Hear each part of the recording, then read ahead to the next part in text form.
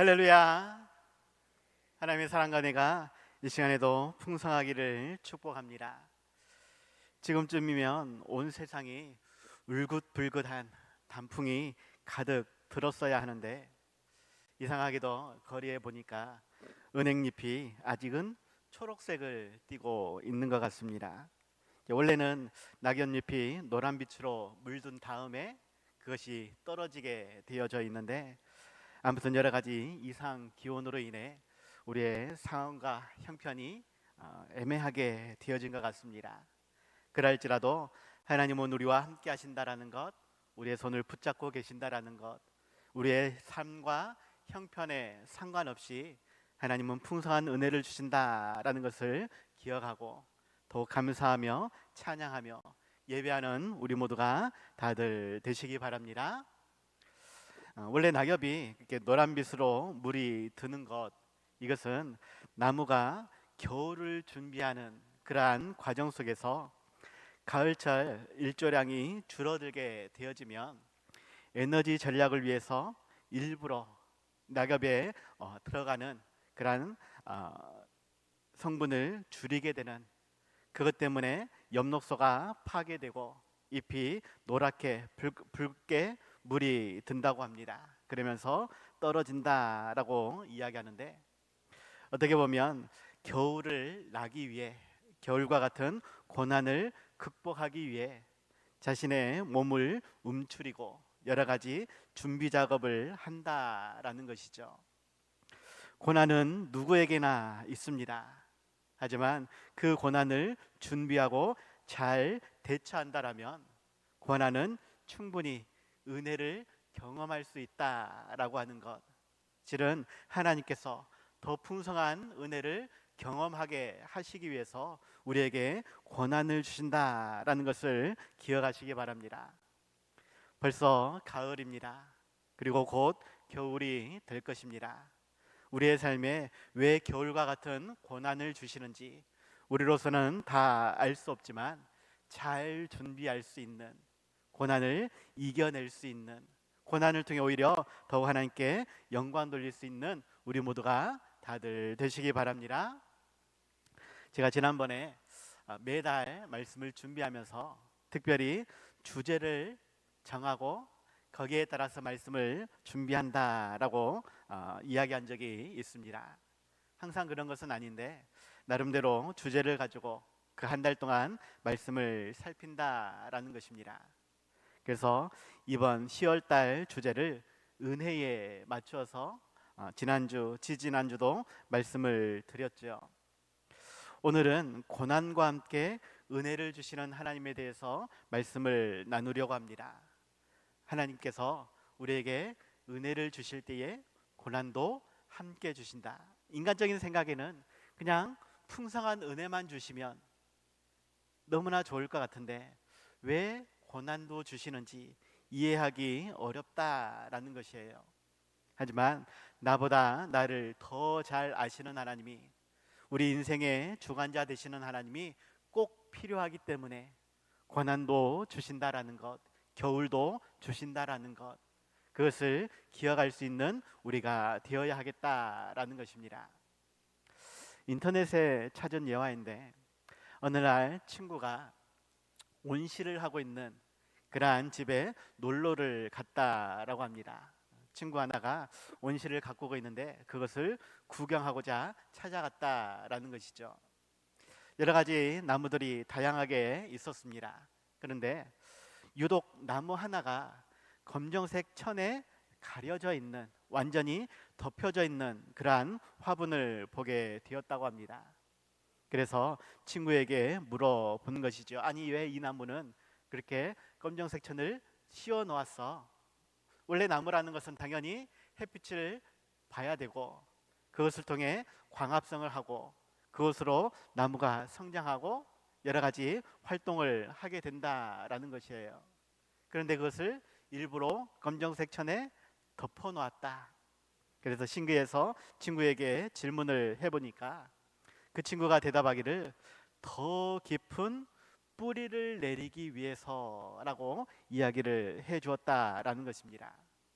조금 이상하게 들릴지 모르겠지만 사실 뿌리를 더 깊이 내리기 위해서 그 주위를 어둡게 해줄 필요가 있다라는 것입니다.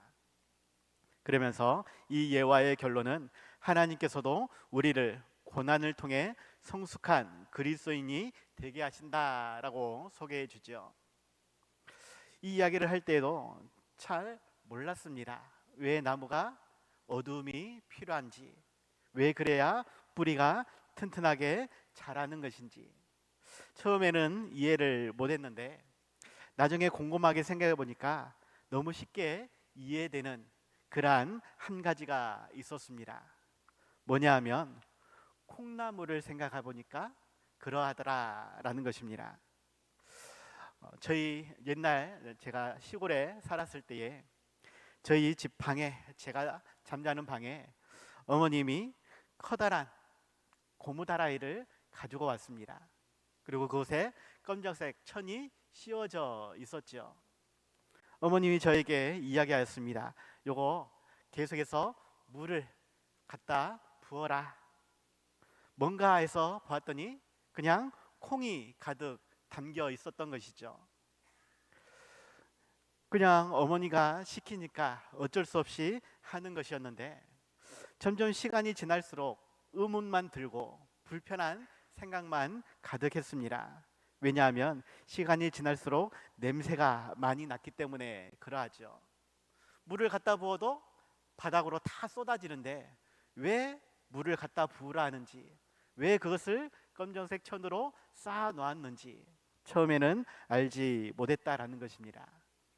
제가 초등학교 4학년 이전의 이야기이기 때문에 저의 지식으로는 이해할 수 없었던 것이죠.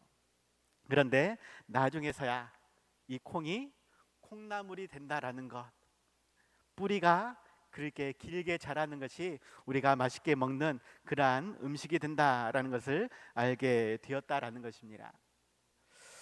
생각하기에는 물을 부으면 다 빠져버리니까 아무 의미가 없는, 말 그대로 밑 빠진 독에 물 붓기 같은 그러한 모습이었는데 그것이 알게 모르게 싹이 나고 또 뿌리가 내려가면서 우리 사람이 맛있게 먹는 그러한 반찬이 되어준다라는 것을 알게 되었다라는 것입니다. 나무 또한 그렇게 천으로 가려 놓으면 뿌리가 길게 자라난다라는 것이죠. 아무튼 그러한 기억이 있었는데 저는 이 콩나물을 통해서 또 한 가지 생각했던 것이 고진감래라는 뜻을 생각하게 되었습니다. 고진감래, 고생하고 난 다음에 낙이 온다라는 것. 이 콩나물하고 무슨 의미가 있느냐? 이 콩나물에 물을 주는 것이 저한테는 불편했다라는 것이에요. 냄새도 나고 아무런 의미가 없는 것처럼 그냥 고생만 한다라는 생각을 가지고 있었다라는 것입니다. 그런데 그것이 나중에 콩나물국이 되고 또 무침이 되어지는 것, 제가 콩나물은 좋아하거든요. 아, 고생 끝에 이러한 낙이 있구나라는 것을 또한 배우게 되었다라는 것입니다. 예화를 통해 말씀을 드리고자 하는 것, 육신의 눈에는 이해되지 않는 그러한 여러 가지 일들이 있다. 그 안에는 고난도 있다.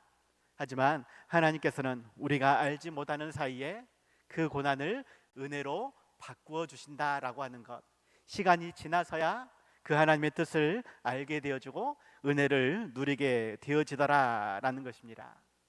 눈앞에 보이는 고난으로 인해, 고생으로 인해 불평하고 원망하는 그러한 우리가 아니라 더욱 믿음 안에서 굵은 뿌리를 내릴 수 있는, 믿음 안에서 더욱 온전한 신앙의 삶을 살아갈 수 있는, 고난이 온다 할지라도 흔들리지 않고 더욱 믿음 안에서 굳건히 서갈 수 있는 우리 모두가 다들 되시기 바랍니다. 이를 위해서 특별히 두 가지를 말씀드리고자 하는데, 첫 번째로는 영광에 참여하기 위해 고난을 감당하는 우리가 될 수 있길 바랍니다. 영광에 참여하기 위해서 고난도 감수하는 우리가 되어야 한다라는 것입니다. 오늘 본문 1절에서 너희 중 장로들에게 권하노니 나는 함께 장로된 자요 그리스도의 고난의 증인이요 나타날 영광에 참여할 자니라라고 말씀이 시작되는데, 어떻게 보면 장로들에게 권하는 그러한 말씀처럼 보여집니다. 그런데 뒤에서 말씀을 드리겠지만 어떠한 의미에서는 사역자인 저나 또 교회에서 사례비를 받는 전문 사역자를 가리킨다라고 말할 수 있고, 또 오늘 마지막 5절에서 젊은 자들아 이와 같이 장로들에게 순종하고라고 말씀이 시작되는데, 이와 같이라는 의미를 조금 더 확대해서 살펴본다면 오늘 장로에게라고 이야기하는 그 부분도 젊은이에게 똑같이 적용할 수 있다라고 말씀을 드릴 수 있습니다. 다시 말하면 특정한 몇 사람에게 권면하는 것이 아니라 우리 모두에게 권면을 하고 있는 그러한 말씀이다라는 것이죠. 고난의 증인이요 나타날 영광에 참여할 자로서 우리에게 주신 직분과 사명을 잘 감당해야 한다라는 것입니다. 사도 베드로는 특별히 환난 가운데 있는 성도들을 위로하기 위해서, 또 다가올 박해를 극복할 용기를 갖게 하기 위해서, 무엇보다도 하나님의 은혜를 체험함으로써 산 소망을 갖게 하기 위해 베드로 전후서에 편지를 썼습니다. 그런데 이 베드로가 사역했던 시기가 가장 폭군으로 알려진 로마의 네로 황제 시기였다라는 것이에요. 실상 베드로도 또 사도 바울도 그 시기에 순교를 당하게 되어지지요. 그러한 중에서도 고난을 감당하라라는 것은 실상 너무나 큰 부담일 수밖에 없지만 그것이 은혜를 받는 일이다라는 것, 하나님의 영광에 참여하는 삶이 된다라고 이야기하면서 그것을 감당하라라고 말씀하고 있는 것입니다. 특별히 오늘 본문 앞에 4장 12절에서는 사랑하는 자들아 너희를 연단하려고 오는 불시험을 이상한 일 당한 것 같이 이상히 여기지 말라라고 말씀하고 있는데, 여기서 말하는 불시험, 헬라어로 필로시스라는 단어를 쓰고 있습니다. 순수한 금속을 얻기 위해 재련하는 것으로 고통스럽게 타는 불이라는 뜻을 가지고 있죠. 이것을 소돔과 고모라를 파괴시킬 때에 그러한 묘사되었던 의미로 사용되었다라고 어떠한 주석가는 이야기하였습니다. 실상 네로 황제는 자신의 광기로 인해 로마 시내를 불태운 적이 있었습니다. 당시 로마 시민이 100만 명 이상으로 추측을 하고 있는데 그 중에서 3분의 2가량이 이 화재로 인해 피해를 당하였다라고 이야기하고 사망자의 숫자만도 수만 명에 이르렀다라고 이야기를 합니다. 그러한 광기로 인해 불태워버린 그러한 로마의 모습, 그런데 이것으로 인해 더 기독교인들이 고난을 받았다라는 것이죠. 그 화재의 원인을 그리스도인들에게, 기독교인들에게 또 넘겨버렸다라는 것입니다. 그래서 이것 때문에 많은 그리스도인들이 붙잡히게 되어졌고 원형 경기장에서 사자와 같은 맹수들을 풀어놔서 잡아먹히게 하고 또 짐승의 가죽을 뒤집어 씌운 다음에 사냥개들에게 물어 뜯기게 하는 그러한 모습도 있었으며, 십자가 처형 또 화형 등의 온갖 잔인한 방법으로 처형당하였다라는 것입니다. 베드로는 그러한 고난이, 불시험의 고난이 있을 것이다, 그것을 이상하게 여기지 말라, 하나님께서 그러한 고난을 통해 우리를 더욱 성숙시킨다, 교회를 성장시킨다라고 말씀을 하는 것입니다. 그럴 때일수록 더욱 사랑하며 섬기며 나누며 헌신하는, 더욱 서로 위로하고 격려하며 그 고난을 이겨낼 수 있도록 더욱 천국을 소망하며 믿음과 신앙의 삶을 경주하도록 권면하고 있다라는 것이죠. 분명 고난은 아픕니다. 힘듭니다. 하지만 그 고난을 은혜로 바꾸시는 하나님은 우리에게 복 주시는 하나님, 우리를 자녀 삼아 주시고 천국 백성으로 삼아 주시는 하나님이십니다. 그 하나님의 계획이 무엇인지 우리로서는 다 알 수 없을지라도 고난 너머에 반드시 은혜가 있음을 기억하고 그것을 온전히 감당할 수 있는, 그것을 통해 더욱 하나님께 영광 돌릴 수 있는 우리가 되어야 하겠다라는 것입니다. 지금 오는 불시험에 관해서 이야기하면서도 또 공동체 내부적으로 여러 가지 문제가 있음을 이야기하고, 그러한 문제들, 그러한 고난들, 그러한 힘겨움들, 이것을 우리가 함께 지혜롭게 감당해야 한다라고, 이것이 하나님의 영광에 참여할 조건이 된다라고 이야기를 하는 것입니다. 그러면서 이야기하는 것이 4장 8절에서 10절로 무엇보다도 뜨겁게 서로 사랑할지니 사랑은 허다한 죄를 덮느니라. 서로 대접하기를 원망 없이 하고 각각 은사를 받은 대로 하나님의 여러 가지 은혜를 맡은 선한 청지기 같이 서로 봉사하라라고 말씀하고 있죠. 하나님은 우리가 더욱 사랑하며 함께 고난을 이겨내기를 원하십니다. 그 하나님의 원하심을 기억한다라면 더욱 영광에 참여하기 위해 고난을 감수하고 더욱 사랑하며 섬기며 나눌 수 있는 아름다운 교회 공동체를 세워가며 하나님께 영광 돌릴 수 있는 우리 모두가 다들 되시기 바랍니다. 두 번째로는 억지로 감당하는 사명이 아니라 자원함으로 감당하는, 그래서 본이 되는 삶을 살아가는 우리가 되시기 바랍니다. 억지로 감당하는 사명이 아니라 자원으로 감당하는 우리의 삶이 되어야 하겠다. 오늘 보면 2절 3절에서 너희 중에 있는 하나님의 양무리를 치되 억지로 하지 말고 하나님의 뜻을 따라 자원함으로 하며 더러운 이득을 위하여 하지 말고 기꺼이 하며 맡은 자들에게 주장하는 자세를 하지 말고 양무리의 본이 되라라고 장로들에게 이야기합니다.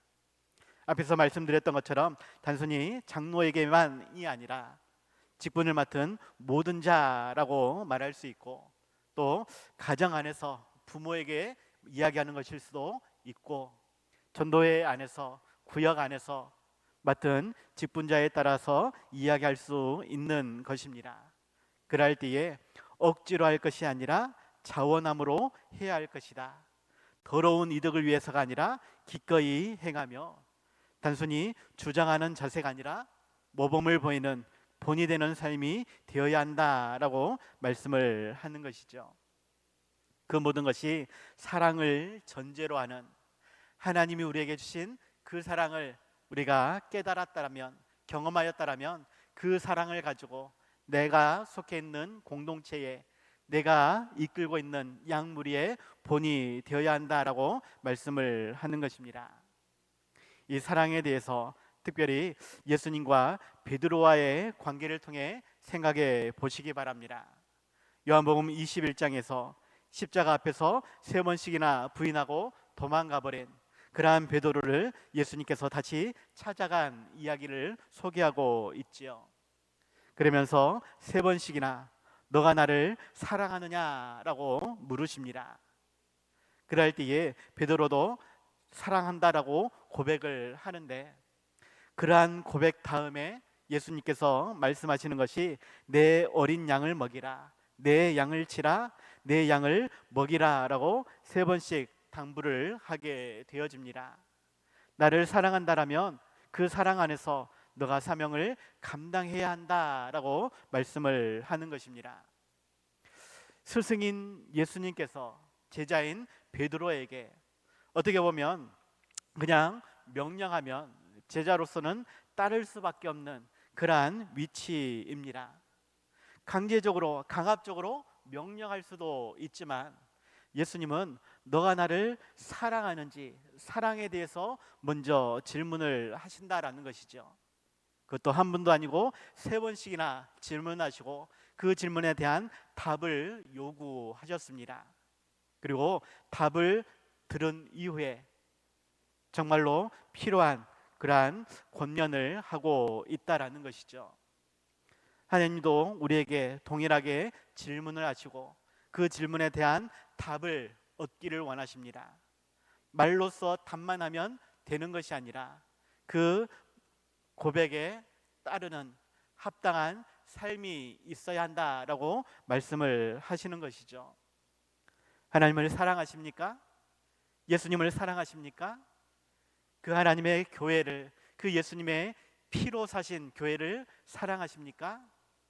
그렇다면 나에게 주신 직분을, 나에게 주신 사명을 온전히 감당할 수 있는 우리가 되시기 바랍니다. 이것은 억지로 할 것이 아니라 사랑한다라면 당연히 감당해야 할 일이다라고 말씀을 하는 것입니다. 물론 내 자신이 그렇게 완벽한 사람이 아니기 때문에 실상 권면을 하는 것도 쉽지가 않습니다. 제 자신이 목사이긴 하지만 여러분에게 권면하는 것 실은 이게 쉽지가 않습니다. 왜? 제 자신이 너무 못하기 때문에. 그럼에도 불구하고 하나님은 우리에게 일을 맡기신다라는 것이고, 우리의 모든 삶을 다하여서, 최선을 다하여서 사명을 감당해야 한다라는 것이죠. 어떠한 아버지가 중학생인 아들이 담배를 피는 것을 보고 충격을 받았다고 합니다. 그런데 그때 걱정스러운 눈길만 보낼 뿐 아들에게 아무런 말을 하지 않았다라고 이야기합니다.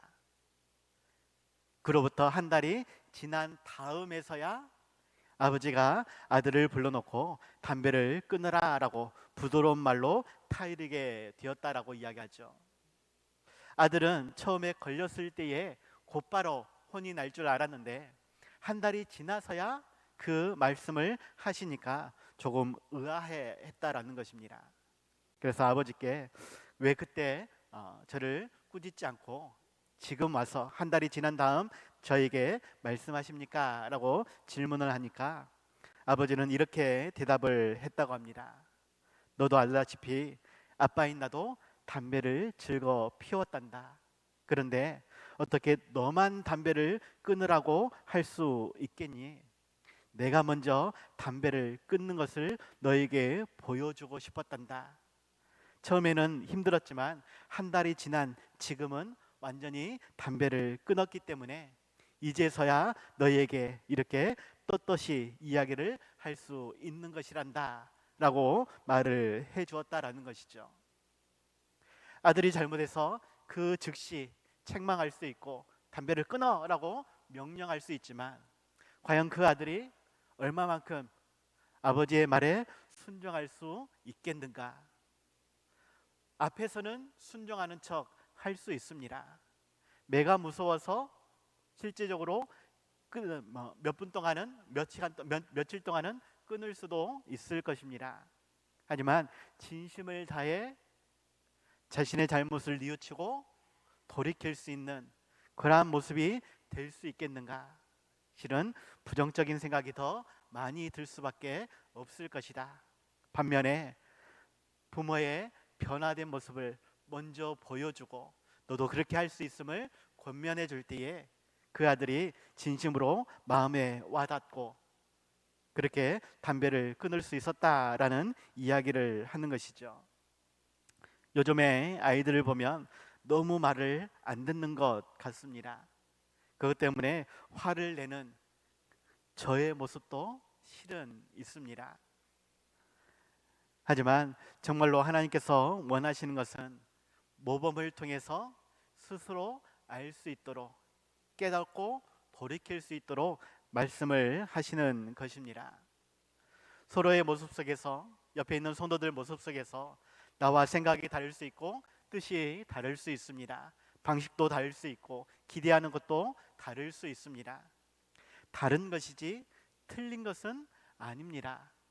무조건 너가 잘못됐으니까 너가 고쳐야 돼 라고 말할 수는 없다라는 것입니다.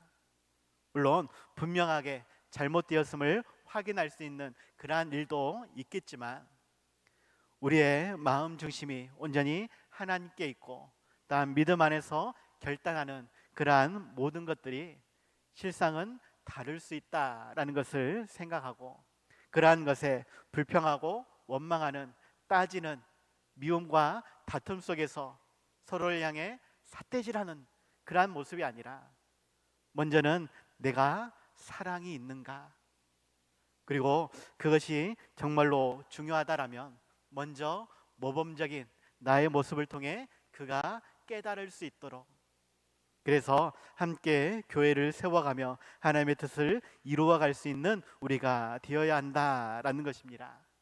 단순히 말로써 그들을 책망하고 권면하는 것이 아니라 삶으로서 보여줌으로 그들이 깨닫고 돌이킬 수 있도록. 실상 예수님께서도 제자들에게 많은 말씀을 주셨지만 늘 함께 다니면서 삶으로 보여주셨다라는 것을 기억하고, 어찌하든지 우리는 모범된 삶을 통해 서로에게 권면하고 함께 교회를 세워가며 하나님의 뜻을 이루어 갈 수 있는, 그래서 하나님 보시기에 기쁨 가득한, 은혜 가득한 교회를 세워갈 수 있길 바랍니다. 하나님이 우리에게 어떠한 모습으로 은혜를 주는가 여러 가지로 보여주실 수 있겠지만, 또 직접적으로 우리에게 주실 수도 있겠지만, 옆에 있는 성도들을 통해서, 관계를 통해서 또한 은혜를 주신다라는 것을 기억하고, 은혜를 더욱 풍성히 누리고자 한다라면 옆에 있는 성도들을 더욱 사랑하고 섬기고 나눌 수 있는 모범된 삶으로 권면하며 함께 아름다운 교회를 세워갈 수 있는 우리 모두가 다들 되시기 바랍니다. 또한 그 모습을 우리 자녀 세대에게, 다음 세대들에게 보여줄 수 있는, 그래서 함께 우리 지상교회를 세워가며 영광 돌릴 수 있는 우리 모두가 다들 되시기 바랍니다. 그래서 결론입니다. 고난 중에서 겸손으로 허리를 동이는 그러한 자에게 은혜 주심을 경험할 수 있는 우리가 되시기 바랍니다. 고난 중에서 더욱 우리가 겸손으로 허리를 동여야 하겠다. 그럴 때에 하나님이 은혜를 주신다라는 것입니다. 오늘 본문 5절에서 말씀하기를, 젊은 자들아 이와 같이 장모들에게 순종하고 다 서로 겸손으로 허리를 동이라. 하나님은 교만한 자를 대적하시되 겸손한 자에게는 은혜를 주시느니라 라고 말씀하고 있습니다. 허리를 동이다라는 것은 종이 상전을 섬길 때의 모습입니다. 입은 옷이 거추장스럽지 않도록 허리를 묶는다라는 것이죠. 그런데 이러한 모습을 예수님이 먼저 모범으로 보여주셨음을 우리는 알고 있을 것입니다. 언제? 성만찬석 때에 예수님께서 수건으로 허리를 두르시고 제자들의 발을 씻겨주셨다라는 것이죠. 그러면서 하신 말씀이 요한복음 13장 14절 15절, 내가 주와 또는 선생이 되어 너희 발을 씻었으니 너희도 서로 발을 씻어주는 것이 옳으니라. 내가 너희에게 행한 것 같이 너희도 행하게 하려 하여 본을 보였노라 라고 말씀하고 있죠. 그런데 그러한 은혜스러운 일이 왜 일어났느냐라고 질문을 하면 누가복음 22장 24절의 내용을 생각해 보면 이해할 수 있다라는 것입니다. 무슨 이야기가 있느냐? 그때에 제자들이 서로 누가 더 크냐라는 것으로 서로 다투고 있었다라는 것입니다. 예수님이 곧 십자가에 달려 죽으실 것이다. 너희들 중에 나를 배신해서 나를 그렇게 팔 것이다. 이러한 말씀을 나누고 있을 때에 정작 제자들은 누가 더 크냐라고, 누가 더 좋은 자리, 높은 자리에 오를 것이냐라고 그러한 이야기를 하면서 자리 다툼을 하고 있었다라는 것입니다. 그때에 예수님이 그러한 발을 씻기는 세속식의 모습을 보여주셨고, 또 마태복음 23장 11절 12절에서 너희 중에 큰 자는 너희를 섬기는 자가 되어야 하리라. 누구든지 자기를 높이는 자는 낮아지고 누구든지 자기를 낮추는 자는 높아지리라 라고 말씀하셨다라는 것이죠. 하나님의 은혜를 경험하기 위해서는 더욱 내 자신을 낮출 수 있는, 더욱 섬김의 자리로 나아갈 수 있는 우리가 되어야 한다라고 손수 예수님이 세족식을 통해 보여주셨다라는 것입니다. 하나님을 사랑한다라면 나에게 주신 직분과 사명 안에서 즐거이 감당할 수 있는 그러한 우리의 삶이 되어야 하겠고, 일만 잘하면 되는 것이 아니라 그러한 나의 모습을 누군가 바라보게 될 것인데, 그들에게 하나님의 사랑과 은혜가 흘러갈 수 있도록 나를 통해 하나님이 역사하신다라는 것을 보여줄 수 있는 그러한 우리의 모습이, 우리의 삶이 되어져야 한다라는 것입니다. 그럴 때에 고난 중에 있는 교회들도 다시금 회복할 수 있고 부흥할 수 있고 사랑과 은혜가 가득 차서 더욱 기쁨 가득 은혜 가득한 예배의 삶과 또 신앙의 삶을 살아갈 수 있다라고 말씀을 하는 것이죠. 실상 초대 교회, 많은 교회들이 문제를 가지고 있었습니다. 지금 시대의 교회뿐만이 아니라 초대 교회에서도 실은 사랑이 없고 미움과 다툼이 가득한 그러한 모습이 있었다라는 것입니다. 그래서 사도 바울도 베드로도 계속해서 권면하는 것, 하나님이 우리에게 보여주신 그 사랑을 우리가 실천해야 한다. 그 사랑 안에서 더욱 내 자신을 낮추어 섬겨야 한다. 그렇게 우리가 서로 사랑하고 섬길 때에 우리에게 다가오는 많은 고난들을, 아픔들을 이겨낼 수 있다라고 말씀을 하시는 것입니다. 우리 지상교회도 그 하나님의 사랑과 은혜 안에서 모든 문제가 해결되어지고 더욱 부흥하고 성장하는 교회가 될 수 있길 바랍니다. 그것은 당신이 변하면 돼가 아니라 내가 변해야 돼라고 고백할 수 있어야 한다라는 것, 더욱 내 자신을 낮추어 하나님의 뜻이 온전히 이루어질 수 있도록 힘쓰는 우리 모두가 다들 되시기 바랍니다. 그래서 우리 지산교회가 더욱 하나님께 칭찬받는, 세상에 칭송받는 그러한 교회, 더욱 사랑과 은혜가 쌓여가는 그러한 교회, 그러한 은혜를 함께 나누며 감사와 찬송을 올려드리는 그러한 교회 될 수 있길 바랍니다. 너희를 연단하려고 오는 불시험을 이상한 일 당한 것 같이 이상히 여기지 말라. 여기서 말하는 그 불시험, 지금과 비교도 안 될 만큼 더 힘들고 더 어려운 시험이었습니다. 그럼에도 불구하고 하나님의 사랑으로 그 모든 것을 이겨내었던 것처럼 우리가 더욱 사랑하며 섬기며 나눌 때에 우리 지상교회의 문제도 시험도 어려움도 이겨낼 수 있을 줄 믿습니다. 이를 위해 더욱 기도하고 함께 힘쓸 수 있는, 고난을 통해 더욱 은혜를 누리며 고난을 통해 더욱 감사와 찬송으로 하나님께 영광 돌릴 수 있는 우리 모두가 다들 되시기 바랍니다. 기도하겠습니다. 하나님